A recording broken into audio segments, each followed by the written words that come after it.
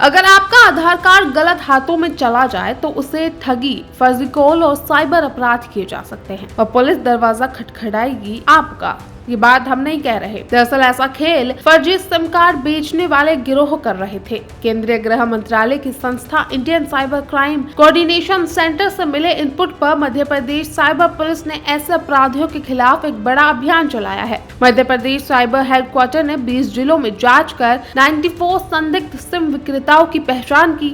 इनमें से 44 को गिरफ्तार किया गया। इनके पास करीब 7,500 फर्जी सिम कार्ड चले।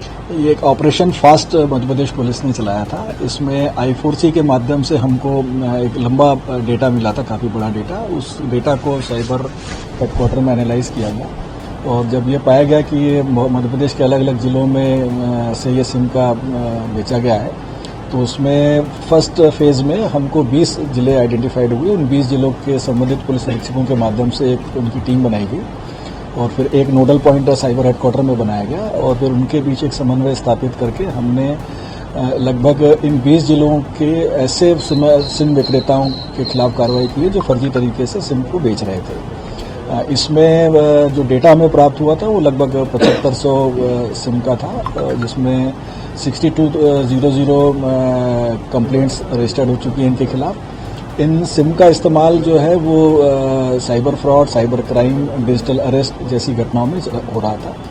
कुछ सिम का प्रिंट जो है हमको विदेशों में भी मिला है, उसको हम अभी वेरीफाई कर रहे हैं कि इनका इस्तेमाल विदेशों से भी किया गया है।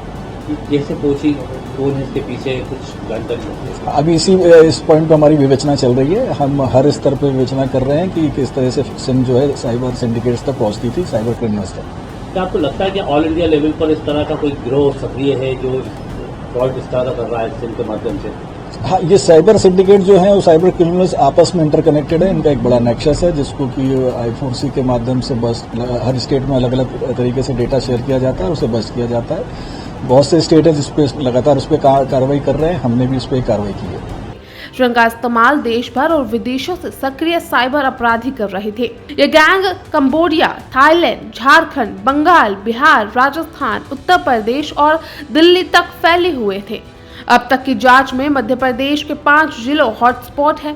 यहाँ 100 से ज्यादा फर्जी सिम कार्ड जारी हुए। वहीं ग्वालियर, इंदौर, दमोह, मुरैना, जबलपुर से 50 से 100 के सिम कार्ड जारी हुए। जांच में पता चला कि कई दुकानदार आसानी से सिम कार्ड बेचते थे। इसके लिए जरूरी दस्तावेज या तो नकली लगाए जाते थे या फिर असली पहचान पत्र की कॉपी का गलत इस्तेमाल किया जाता था।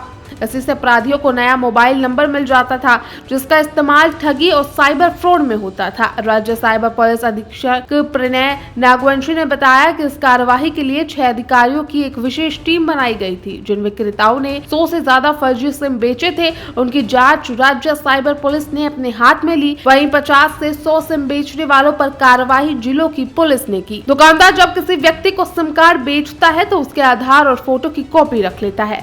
कई बार इन्हीं दस्तावेजों से कई और सिम कार्ड निकाल लेता है। उस असली ग्राहक को तो कभी पता भी नहीं चलता। फिर यही फर्जी सिम कार्ड साइबर अपराधियों तक पहुंच जाते हैं। इसे ही भलक सिम किट सप्लाई कहा जाता है। ये सिम कार्ड ठगी करने वाले गिरोह डिजिटल अरेस्ट, फर्जी लोन और पैसों की धोखाधड़ी जैसे अपराधों में इस्तेमाल करते हैं।